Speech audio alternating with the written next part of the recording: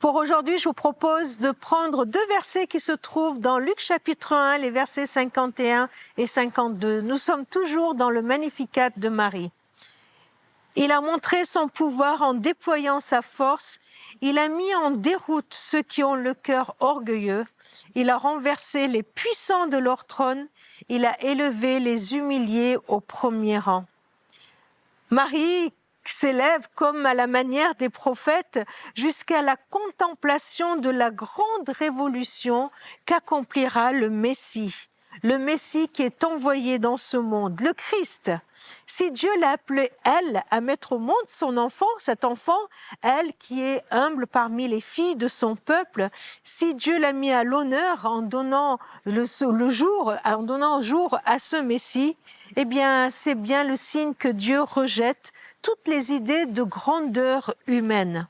Le principe du règne qu'il veut établir et qui transformera le monde est celui-ci: d'élever quiconque qui s'abaisse et d'abaisser quiconque s'élève.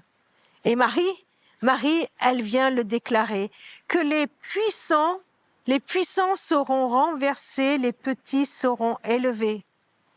Les riches seront peut-être dépossédés et les pauvres seront bénis, seront comblés. Ce n'est pas uniquement des valeurs sociales au niveau des pauvres, des riches, des puissants et des faibles, mais il y a aussi une notion spirituelle dans ces mots-là, que celui qui s'abaisse spirituellement, celui qui reconnaît sa fragilité, celui qui reconnaît sa pauvreté, sera élevé par le Seigneur.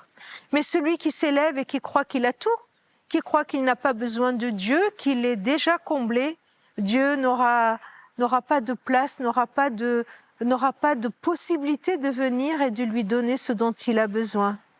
Alors soyons certains que celui qui s'abaisse sera élevé par le Christ. C'est ce qu'il est venu faire. C'est ce monde à l'envers qu'il est venu instaurer.